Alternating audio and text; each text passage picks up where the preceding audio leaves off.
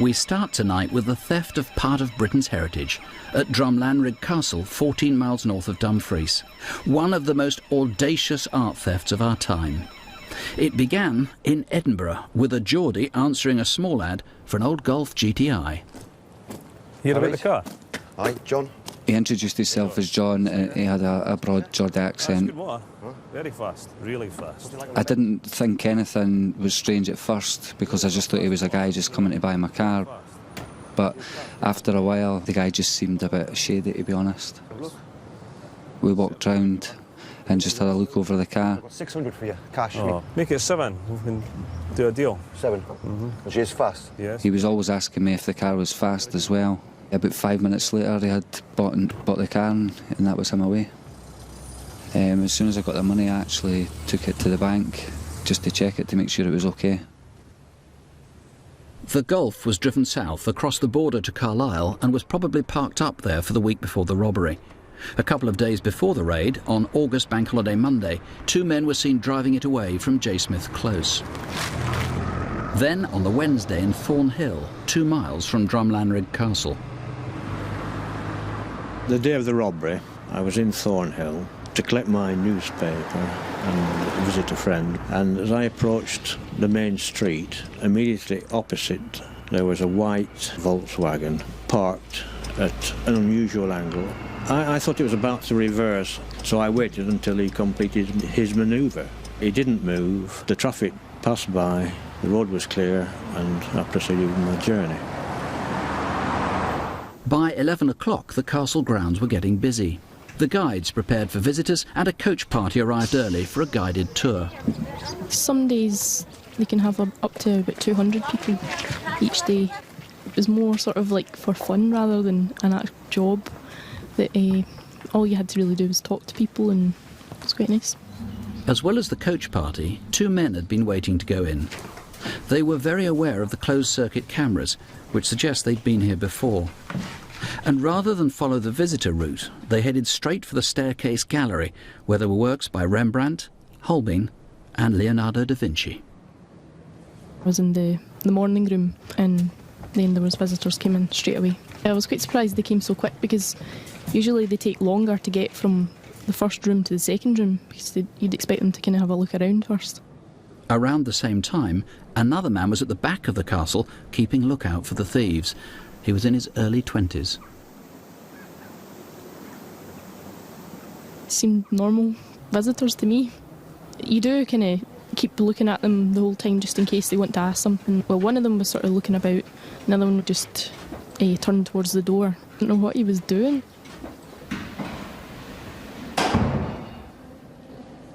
They overpowered her and took the Da Vinci off the wall.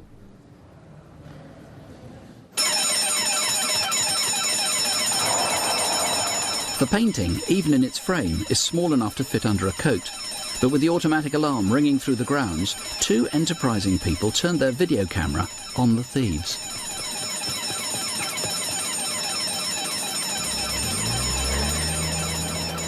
Somebody from our estate office came out up the valley, and the first I knew was seeing somebody climbing up the hill and could hear a faint voice saying the Leonardo's being stolen, which obviously was stunning. You read about museum gallery thefts and you see movies, and so it has an element of fantasy about it. I'm afraid the reality is pretty dreadful when it does actually strike, and of course when it happens it does come as a shock. The police got to the castle quickly, but the gang had taken a back route 5 miles along country lanes to Morton Mains, where the Golf was found abandoned. They probably switched to another vehicle, possibly a black BMW that was seen soon after, speeding along the foothills between Carron Bridge and Mitchell Slats.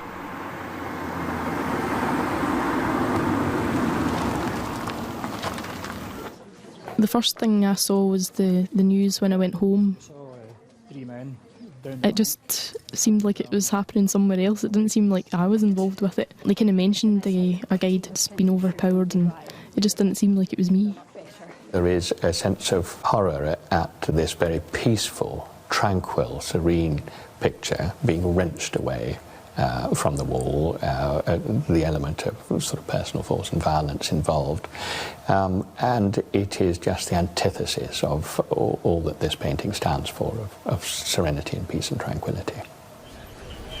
Good evening. A dramatic theft, and as you'll hear, a dramatic reward.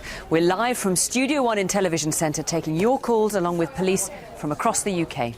Including Chief Inspector Peter McAdam from Dumfries and Galloway Police, who's investigating the Leonardo theft. And presumably, Peter, mouths must be moving and talking on this one because so many people were involved. And this piece of art is just so hot, it's been making headlines here and across the world. Yes, indeed, Nick. It's a particularly audacious crime. It's a very unusual MO. People must be talking, and the gang who committed this crime must be talking out with the gang. They must be talking to other people. They must be boasting about this. Now tell us about the reward. Procurators Fiscal don't like us telling people exactly what the reward is, but it's big, very big. It's a substantial reward, which has been put up by the insurance underwriters. Now, OK, we can't give the exact sum, but it is sufficient to make somebody very, very rich indeed, if they know who did this, and if they can get them prosecuted, convicted, and if you can get the art back. Yes, indeed. Now, you also need to know about what happened to these cars. We know the Golf, for example, the one that was bought in Edinburgh, was in Carlisle for a time. What more do you need to know? I want to know where the Golf was the night before the crime. I want to know if the Golf was with the black BMW. Has it been parked outside somebody's house in a quiet residential street, like where they hid the Volkswagen Golf in Carlisle? Has it been at a bed and breakfast? Has it been at a rented cottage? I want to know where it was the night before the crime. And it's possible the black BMW was actually a car that one of the thieves actually owns. Possibly. Descriptions, well, of course we've only got the description really of the guy, a good description, the guy who bought that GTI in Edinburgh. That's right. Tell us about him. He's a male. He's 5'10" to 5'11". He has a distinctive oval-shaped face. He has sideburns, bushy sideburns and bushy eyebrows. He looks as if he's got pointed ears. He has an earring in his left ear. We don't know if the Geordie accent was put on or whether it was legitimate, of course. But Peter, what would people have done with this painting? There is no chance on earth that they can sell this unless they pass it off as a copy. No, we don't think so. We think it may be used as collateral in a drugs transaction, an arms transaction, or something like that. But really, it's not worth anything like its value on the black market. Well, if there's any way that you can identify anything, if you want to get your hands on that reward, call us or call the Instant Room, and you can reach Peter McAdam through this number, 01387 252 112. Now, that's really important if you want to claim the reward, because you will possibly want to remain anonymous. So call the Instant Room number if you want to do that. And you can also contact us by email through our website, that's bbc.co.uk/crime. In a moment, extraordinary town centre CCTV as police close in on an abductor. The girl who was so upset at being called a thief, she organised a robbery. We don't have any money. And the antiques that were discovered by police along with a dead body. Do any of these belong to you? Now, while some of us have been soaking up the summer sunshine, officers across the UK have been following up leads from our July programme. There's been good progress and a number of arrests.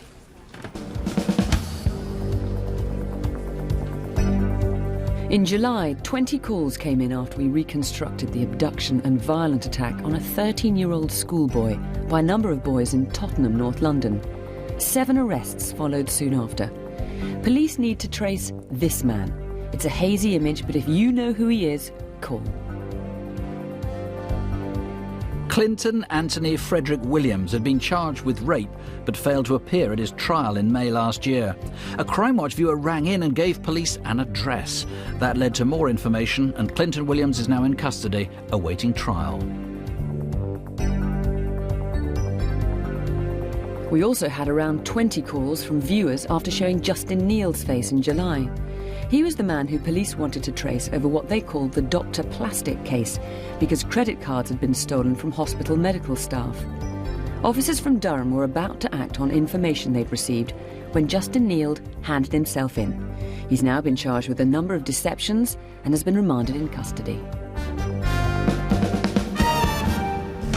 And now here's Detective Sergeant Jackie Hames. Undercover cameras catching people in the act, and not just CCTV. This first piece of footage was given to us by Cambridgeshire Constabulary and shows a drug deal as it happens.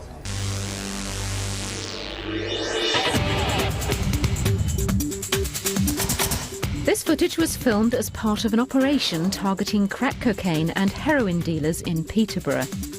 This man openly handed over crack cocaine during a daylight deal in a park in the town centre. He couldn't be arrested straight away for fear of blowing the cover of the operation, but we haven't been able to find him since. It is possible that he's left the area. Now, we think he goes by the street name Pablo or Courtney, but we haven't yet been able to find out his real identity. Can you help? Next, staying in Peterborough, who's this buying a laptop computer in the town centre back in February? We believe he was using someone else's credit card at the time. The same man was seen again 25 minutes later at the Arcadia store up the road. This time he bought several pairs of Paul Smith jeans, again not using his own credit card. We believe he may be from Coventry or somewhere else in the West Midlands. Call us if you recognise him. Notting Hill Carnival in West London, not the one just gone, but last year's event, and an attack which we're still trying to solve. Among this crowd was a French tourist dancing alone. Suddenly, a man standing nearby attacked him. The tourist was thrown to the floor, struck several times with a bottle and had severe cuts which needed hospital treatment. Remember, this is last year, 2002's Carnival. Do you know the bottle attacker? Finally to Wiltshire, and this man entered a grocery store in Marlborough back in May. CCTV cameras got plenty of shots of him as he wandered the aisles. He settled on a chocolate bar, but when he went to pay, he grabbed the cashier's wrist and managed to snatch cash from the till. Tell us who he is.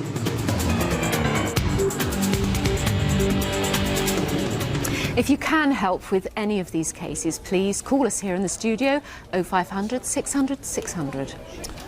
Now, a serious crime that was averted, but it's so appalling everybody's going to want to help find the offender. The way it was foiled was so dramatic that you may have seen clips of this on the news. It happened late on a Thursday night 3 months ago in Doncaster. After midnight in Doncaster town centre, and the security cameras happened to spot a stocky man in Christchurch Road.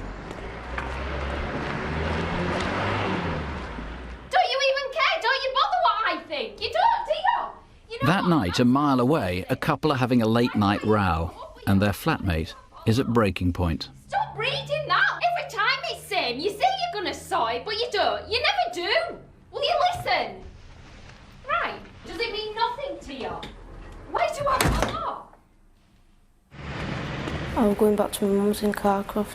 It's around about 5.5 miles from where I was living.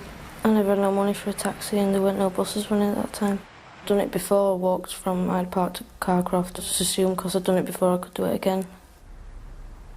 By now, the stocky man had been walking round for 2 hours. At 3 a.m, a probationary police officer came off shift at College Road. Right, that's me done for tonight. I'll see you tomorrow.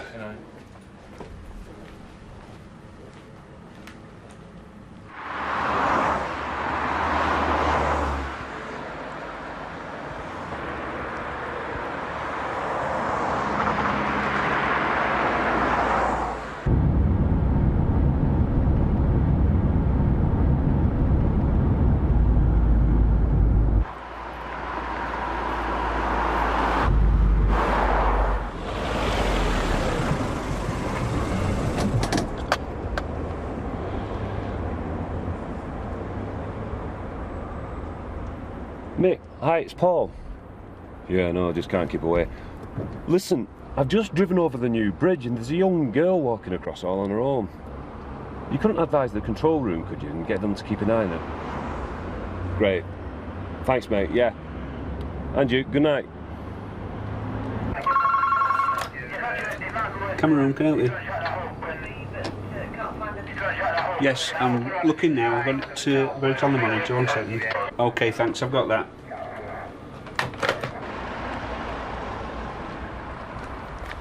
I noticed this bloke over the other side of the road, and I seen him walking down, but he stayed on opposite side of the road to me. I didn't really think much of it, because with it being that time in the morning, I just assumed he would go into 24-hour garage.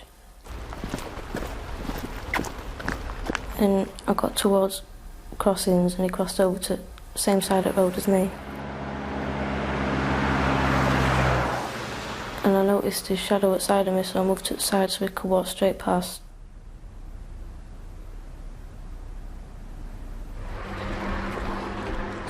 Not very talkative, are you? Where have you been? Hyde Park. Where are you going?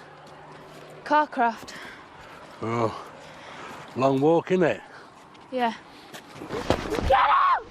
Help! I was struggling and shouting at him, telling him to get off me, and because I was struggling that much, he picked me up.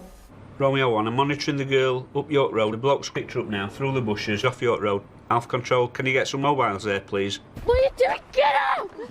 Get out! Get out! Put me down! I knew what he were attempting to do, but I was just panicking. All I was trying to think about was getting away from him. Put me down! Put me down! Just lowered his arms and put me down. I'm not sure whether he noticed police or I was just struggling too much. You hear about these things on the news. You just think it's the kind of thing that happens to other people, but it could have been a lot worse than that. This is DCI Richard Fuchs from South Yorkshire Police. She was very lucky with that. She really, really was. But this guy, tell us about him. He is huge. He's somebody put him as high as 6'5". He's a big, big boy. He is a very big man. He's well built. He's stocky. He's possibly up to as tall as 6'5", and has been described as being muscular as well. But he has got a slight beer belly on him. And he had an odd walk as well. He's quite distinctive in the way that he walks. One of his legs, his left leg, appears to be slightly bowed, and he always walks with one of his hands in his pocket as well. If he's watching tonight, of course, that's a habit he'll stop pretty soon. His hair, tell us about his hair too, because that's quite distinctive. Well, his hair's quite distinctive as well. He's got very wavy hair. It's grown long at the back. It's greying, but cut very short around his ears. He's balding on the top of his head and on his forehead as well. And he's been walking around Doncaster for so long. Were you able to tell from the pattern whether he knew that town very well or was just wandering aimlessly? Is he a local, in other words? Well, we believe that he is an individual that has got some knowledge of Doncaster. But not intimate, you think? Certainly not intimate, no. We can't rule out that he's a local man, but our belief that he is an individual who's come to Doncaster, perhaps for his employment, and that's why he's actually there on that particular night. Now, this was an abduction. It could very easily have become a rape. It could possibly have become a murder. Terribly serious. This guy might well have previous, therefore police officers might know him, a whole bunch of other people might know him as well. Might have been in prison with him. That's right. Our specific appeal tonight is to anybody that recognises this man, particularly from the CCTV imagery, friends, relatives, work colleagues, or other people in different professions that may have come across him in the past. OK, well, as I say, the girl was very, very lucky, and good for the rookie police officer for getting the cameras there. 0500 600 if you've any idea who this man is. Please, if we've got the names, the police can try and sort through them very easily in this case. Or you can call the incident room itself. That's on 01302 385 353. 4 months ago, police were called into a house in Cambridgeshire where they found a body. It's now the subject of a murder investigation. But in the same house, police found these. A total of 73 antiques, which police are now trying to reunite with their owners. Our antiques expert, Paul Hayes, is here with us as usual to tell us more about them. So, Paul, what grabs your eye particularly? There's some very unusual items. We start with this one here. This is a late 19th century black slate clock, Belgian slate, but it's mounted with a fabulous quality bronze. Now, this is typical of what was going on sort of 1850, 1900. Lovely quality, and there's a quality movement to go with it, so superb piece. And if someone wants to claim this as theirs? How can they identify themselves as a genuine owner? What we're looking for is the movement, the maker of the movement. It's quite distinctive, and I think someone would know definitely. And how much would something like this be worth? You're towards £1,000, sort of £800 to £1,000 for that one, because of the bronze that's on top of it. Fantastic. And this is a beautiful painting here, isn't it? This is the Thames, or you see the Palace of Westminster here. Yeah, I mean, this is wonderful. It's a 19th century watercolour. We've got the age of steam here going on as well. We've got this lovely sort of steamboat, we've got the sailing ships, we've got the bridge and so on in the background. A very well-known watercolour artist. This is very clearly dated 1889, so fantastic. Well over £1,000, upwards you pay about £3,000 in a gallery for that. So the person who wants to claim this as theirs needs to know who the artist is? Yeah, it's the artist really is what we're looking for. OK. Now this struck me, this kind of sort of little figure here. Yeah, this is absolutely amazing. This is a solid ivory figurine, dates late 19th century. It's got these solid silver fitments here. This is a breastplate. It's got his halberd which comes across the top. It's got these 4 ostrich plumes. But if you come down to the bottom here, the bottom is solid silver, which has been gilded and enamelled with the interior design on the top, and it's actually inlaid with rubies. If you have a look, there's a little line of rubies down the bottom. Yeah. And if you look, when you actually come up to the ivory body itself, these are rubies, garnets, sapphires. Wow. Fantastic quality. So, and valuable, eh? Very valuable, yes. You're looking at least £3,000, probably to about £5,000 for that figure. And again, if someone wants to claim this as theirs? There's some quite distinct markings on the bottom. I'm not going to give too much away. Right, OK, so if you want to claim this as yours, you need to know what those markings are. Now, what about here? We've got some beautiful little pieces here, haven't we? Yeah, we have. We start with this one. This is an 18th century tobacco box. It's gilded metal. It's got this wonderful enamel scene of a harbour on the top of it. It's actually, the base of it is solid tortoise shell, which is very unusual. Oh, that's lovely, isn't it? Yeah, beautiful. But what's interesting about that one, it actually has the original exhibition. It's got some papers in the top. It was exhibited in the 1960s, not the original one, sorry, 1960s it was exhibited, and that's all detail on that piece of paper. So what we're looking for is where it was exhibited. Where it was exhibited. Yeah, fantastic. OK. Now, what about this? This one... Tiny, but apparently very valuable. Yeah, I quite like this one, actually. This is a gentleman's watch fob seal. Now, the idea was this would go on his watch chain, and it's actually been engraved or intaglio carved here, so that it actually produces a cameo seal. When you come to seal your letters, when you place that onto the wax, it shows up in cameo. Fantastic. And there's a different one on the other side, so... Yeah, the idea is I had 2 gentlemen here, whether they've been in business together or some sort of union, so they've had to use 2 stamps on a particular letter.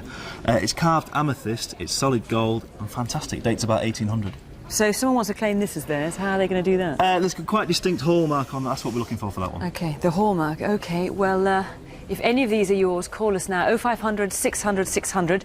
You'll need to tell us something about each of them, as we've said, that we've not disclosed here tonight, and then you can claim it as yours. Now, DS Jackie Hames is with Detective Chief Superintendent Jeremy Payne, looking at the calls that have come in so far. Well, I have to say, it was actually a genuine feeling of excitement building up here, particularly over the painting, the Leonardo da Vinci painting stolen in Scotland. We've had some fantastic quality information coming from specialist police officers who deal with this type of investigation, which just clearly requires different skills from many others. We've had actually lots of names, but 2 the same come in already. We do need still some more information on that gold between the White Gulf. It was sold on the 19th. Where was it before the 27th when the offence happened? Please keep calling in.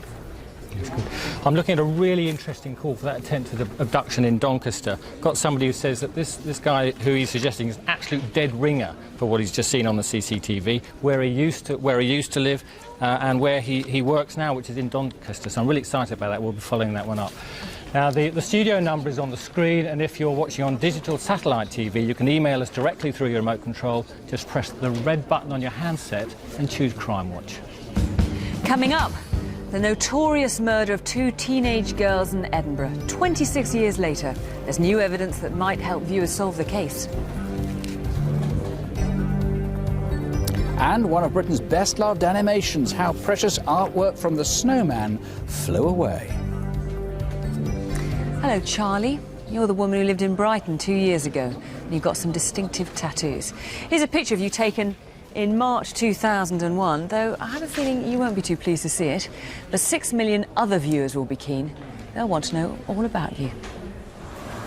2 flatmates, one of whom had dropped out of college, and one who at 17 had just left school. It was a very mad lifestyle, to sort of concentrate getting on with your own life and having your own fun. Very caution to the wind a bit.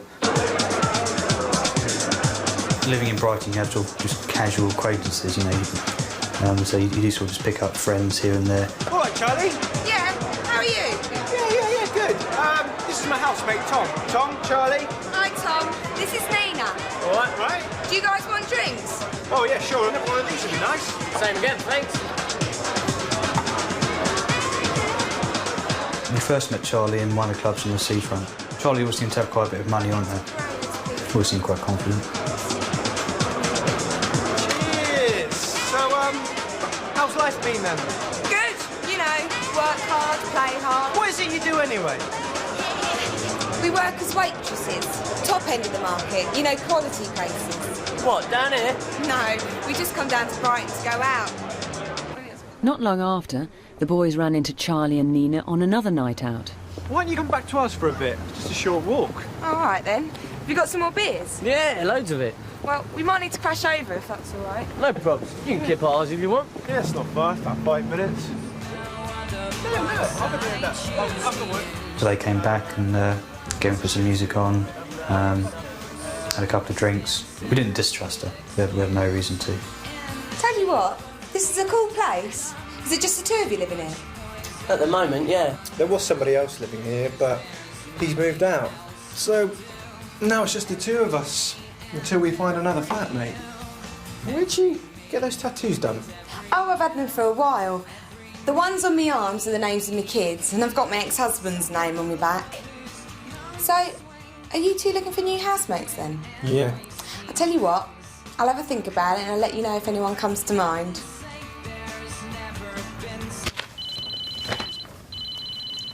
And then Charlie called a few days later. Hello? Oh, hi, Charlie. Yeah, the room's still free. You would? Oh, that's excellent. No, that's really great. I'll see you then. Oi! That was Charlie. She's going to take the room. Nice one. Yeah, well, this is your new room. It was a convenient arrangement for both of us, actually. She needed somewhere to stay, and we could have done with the rent. She did spend a lot of her time out of the house. She was very rarely in.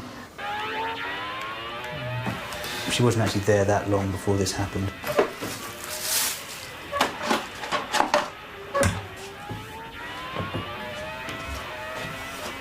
This is going to sound a bit weird, but has anything of yours gone missing recently?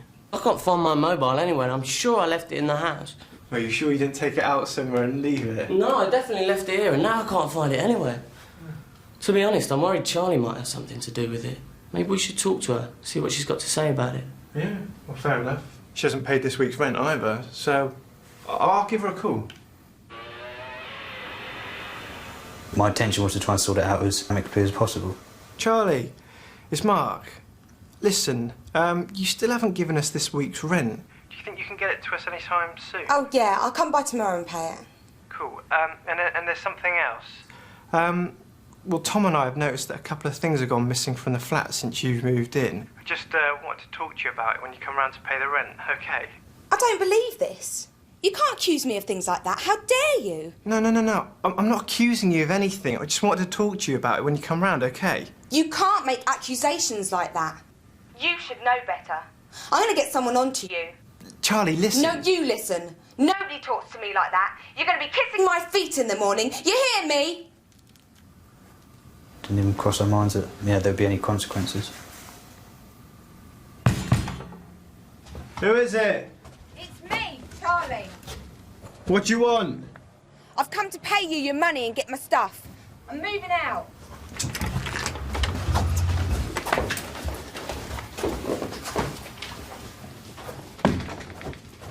Charlie, what are you doing? I told you I'm moving out.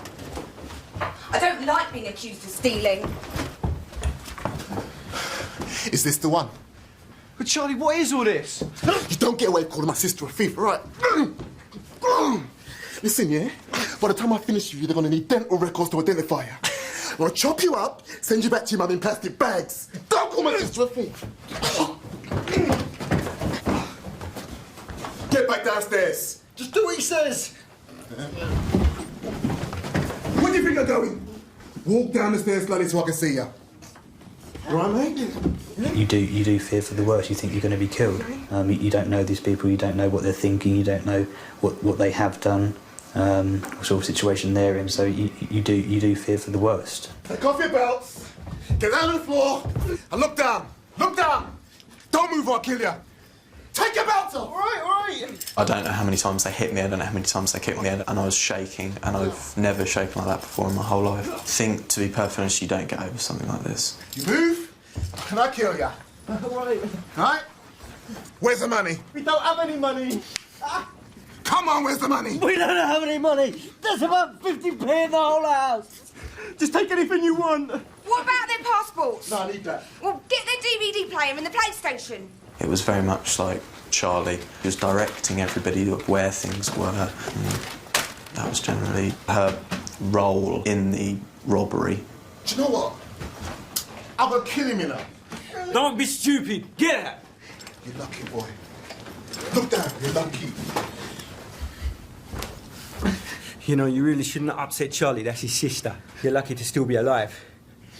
You try and open that door in the next hour, I'll call the police. We'll come back and we'll kill you. And your family. All right? It's all right.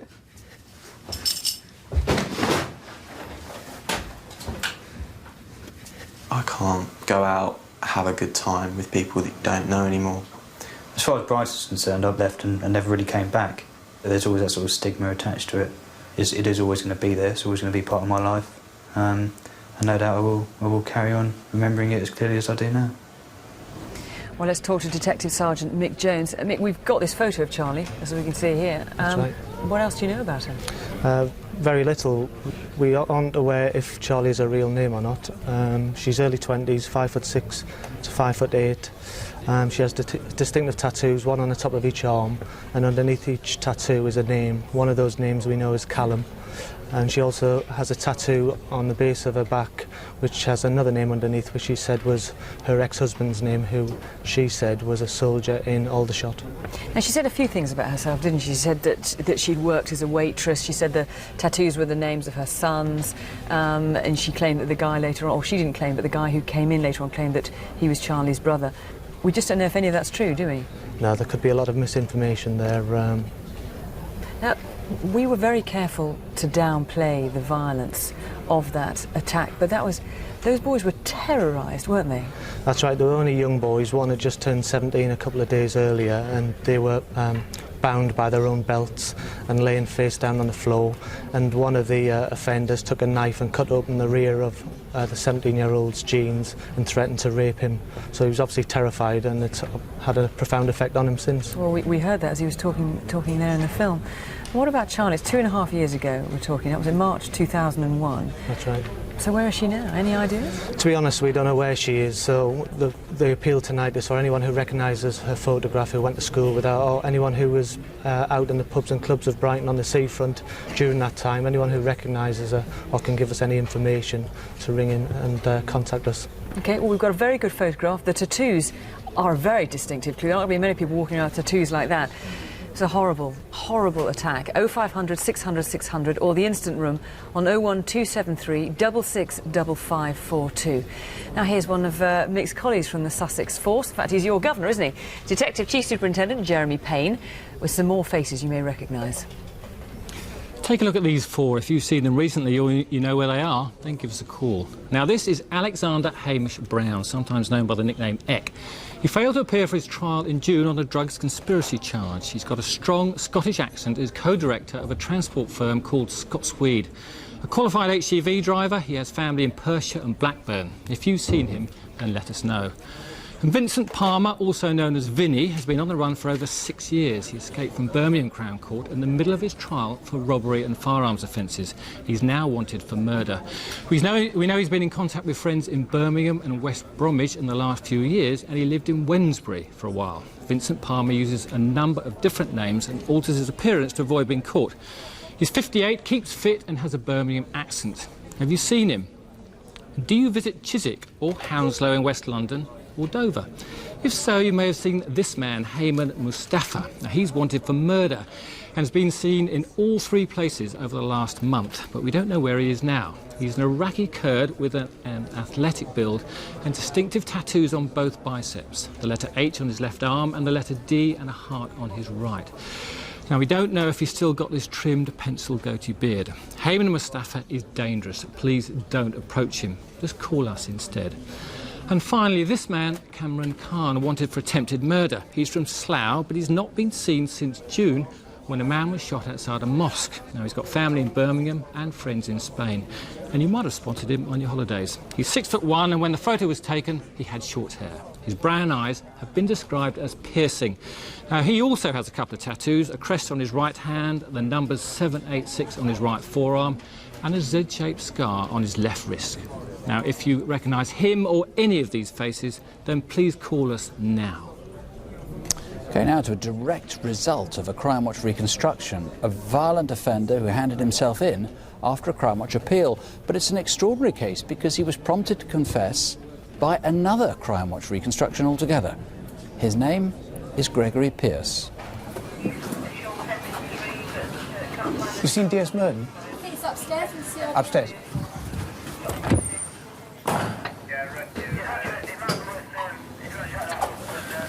Sarge, can you come downstairs?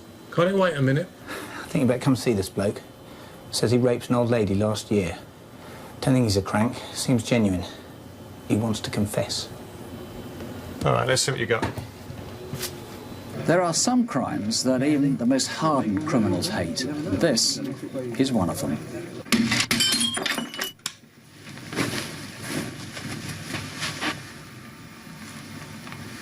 We decided to go to Crime Watch in the first place because all the inquiries we'd made at the initial reaction to the crime had pretty much drawn a blank, really. As a simple start, no one's going to defend a man who makes violent sex attacks on the elderly, which is what this was, and since there is that DNA evidence, suspects can easily be eliminated. As Aaron's just said, give us your suspicions. Someone aged late teens to early 20s who was in the High Wycombe area in mid to late September. Afterwards, the lady at the police station, she rang me up and she said they'd had a lot of calls. Really a lot about that evening. So I thought, oh, maybe this is it, you know, maybe we get something. I suppose really we'd hope that somebody would phone in with that one vital bit of information that would lead us to the offender, because quite clearly that was a very serious offence, and the sooner he was arrested the better, really. So to get nothing substantial out of it was a bit disappointing. So he's just handed himself in? Says he saw himself on Crime Watch a year ago. So why leave it till now? He says he saw Crime Watch again the other night. That's made him hand himself in.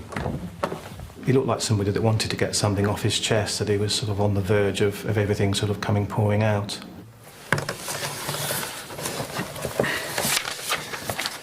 Can you just repeat what you told the other officers? I can't remember the exact date, but I tried to rape a woman about a year ago. I see it on Crime Watch. They described everything down to a T. It took us a short while to work out what we thought he was talking about, but then it became fairly obvious that he was talking about the attack on the old lady in Chichester Close well over a year ago. Why have you come to tell us now? I watched Crime Watch last Monday, and there was this black bloke raping all these old women. It was getting worse and worse, and I don't want the same to happen to me. So you just want some help? He said on Crime Watch you had DNA. Well, you can take my DNA if you want.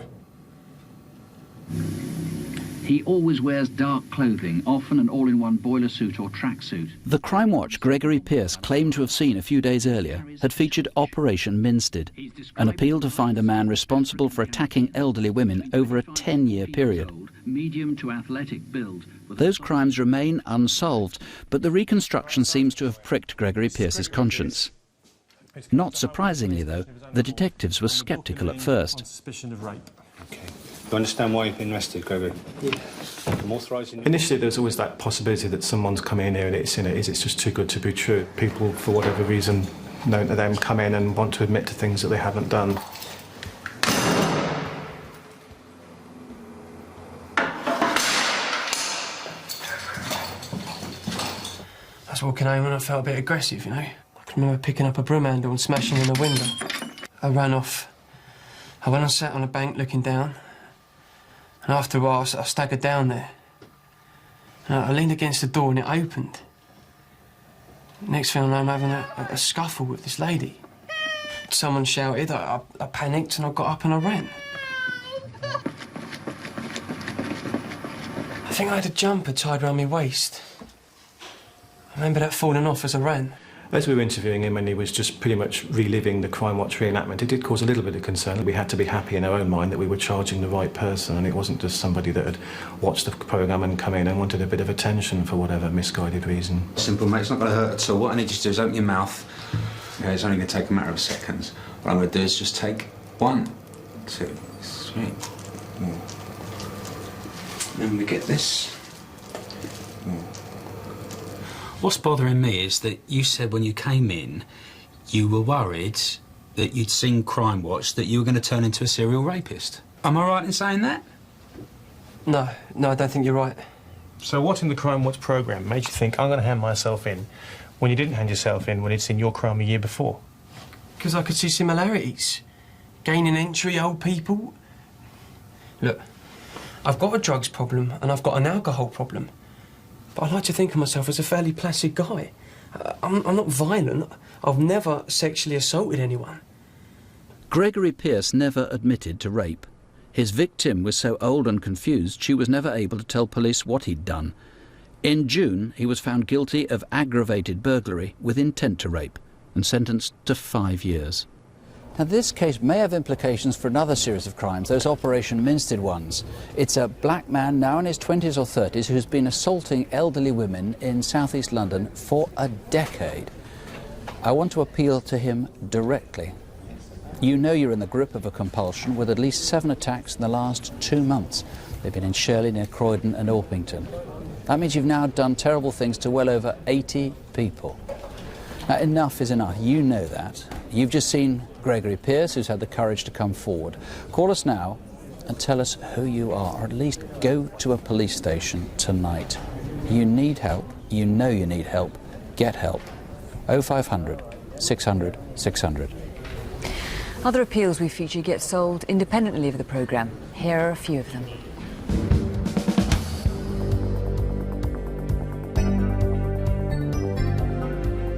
This is John Barber, a heroin trafficker, but this time he's not smuggling, he's being extradited from Spain. We'd shown his face on Crime Watch after he went missing during his trial. He'd gone on the run with a member of his own legal team. He was arrested on the Costa Brava following a police tip-off, and he's now serving 22 years in prison. Gordon Johnston's a robber and he's been on the run from prison since July. We need to get him back as we're very worried that he may offend again. He did. We later found out he'd robbed and attacked 2 elderly women.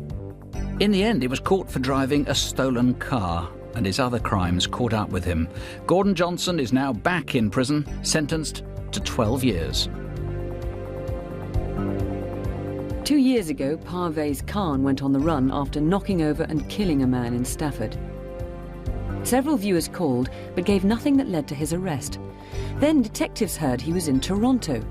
Canadian police arrested him and he was brought back to the UK, where he pleaded guilty. He's been sentenced to 5 years. And a result, together with a reappeal. You may have heard about the recent convictions of 3 men who firebombed a house in Huddersfield, in which 8 people died, all from the same family, including 5 children. But West Yorkshire police are still looking for one other person in connection with the attack, and it's the same one we featured on Crime Watch back in February. If you know where Shahid Mohammed is, give us a call. 0500 600 600. And after all that grim stuff, now a wonderful bit.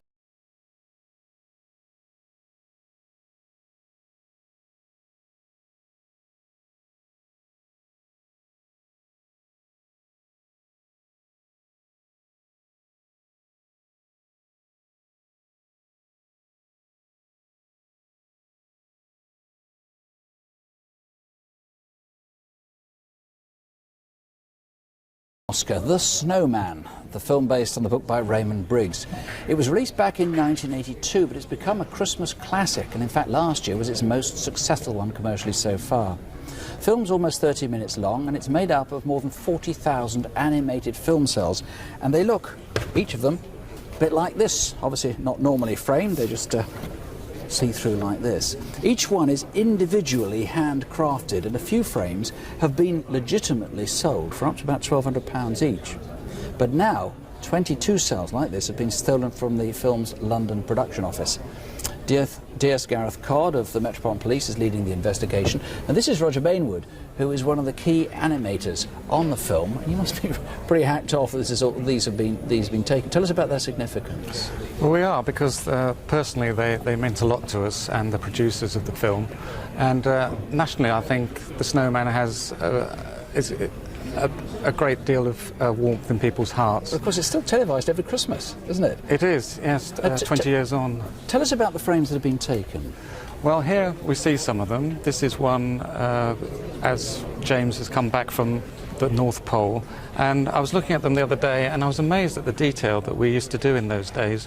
If we go in close on the scarf, for example, you can see all the individual snowmen on the scarf, all with their hats and this was only on the film for a fraction of a second before it moved on to the next one, all before computer animation. It was indeed, yes, all handcrafted. They took about an hour each to do, and the whole film took about a year to do. If we go on to the next one... 30 or 40,000 hours of work went into this. That's right. Drawing these. This one is particularly nice because it's a nice composition. Not all cells make a nice picture that you can put on the wall, but this one does in particular. And then if we go on to the next one, which is at the snowman party at the North Pole, I was particularly amused by this because in the film you don't really notice it, but I see he has a nice glass of beer there, which is quite unusual for a children's film. Yes, quite a lot was consumed at that party, I seem to remember. Gareth, what would the thieves now do with these things? Well, certainly at this stage we can't rule out the possibility that they have been stolen to order. What's clear, though, is that whoever has taken them clearly knows the market and the industry and is probably looking to sell them on. Now, if somebody has bought one of these in good faith, now I did say some have been legitimately sold, but you know all about those. If someone's legitimately bought one, they think, but actually it's one of the stolen ones, what should they do? They need to contact us. We can, if they have actually obtained it legitimately, we can ascertain that very quickly. If they haven't, they need to speak to us, and it could provide us with very real leads as to who has actually taken them in the first place. So if you've seen one of these on somebody's wall, basically they should ring in, right? Definitely. If they've got it legitimately, it's not a problem, and we'll be able to tell that very quickly. OK, fine. Well, they're so distinctive. They are so lovely. If you know where those missing snowman cells are, or Lovell, who took them, call us now, 0500 600 600, or the instant room on 0208 733 6596. The detection rate for murder is higher than most people imagine. In Scotland, where our next case is, it's over 99%. New techniques with DNA keep reviving the prospect of being caught. And tonight there's a chance of cracking one of Scotland's most notorious double murders in modern history.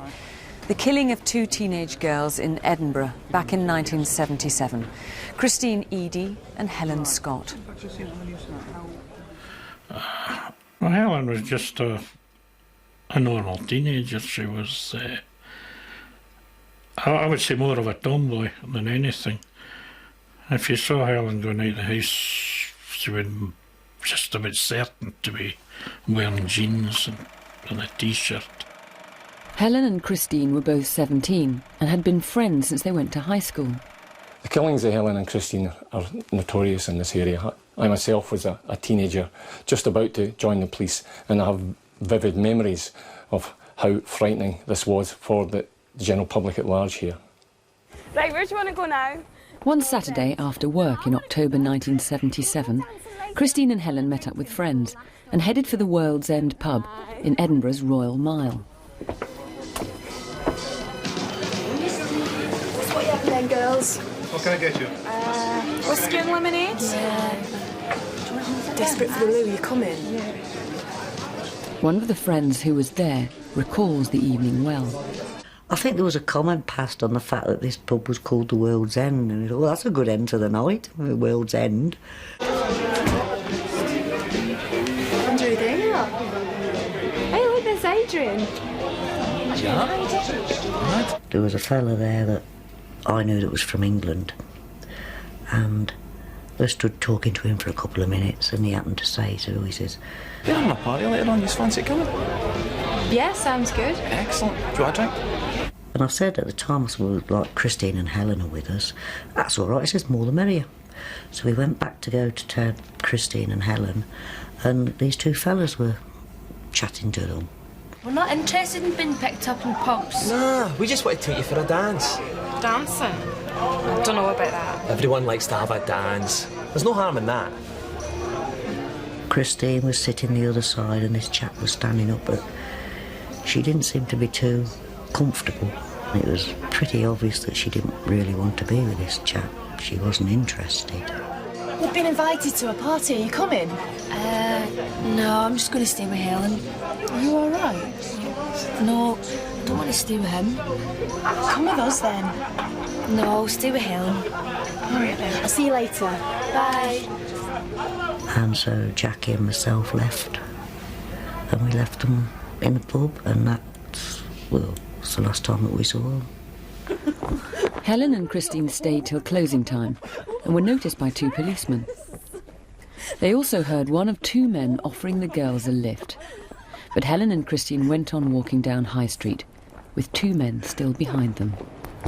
It's strange to think that somewhere amongst these files, and these files contain about 13,000 statements that were taken back in 1977, the answer may lie. Statistics show that 92% of individuals who are subsequently caught for a retrospective case like this and are found to be guilty of murder are actually mentioned in the initial case papers, so the name could be in here. And that, linked with our DNA technology and the science that's helping us along with that, may just help us find the lock to that key of information we have. First inkling I had that something was wrong was on the Sunday morning. I knew that Christine hadn't been back all night, but I just assumed that she'd stayed with Helen. And then I heard from Jackie, and she told me that Helen's mum and dad had been in touch with her to see if Helen was with her because she hadn't been home all night. And I said, well, Christine has neither. And that's when I started to think, well, where are they? Chris! Out of desperation, friends went out searching for Chris, even hunting open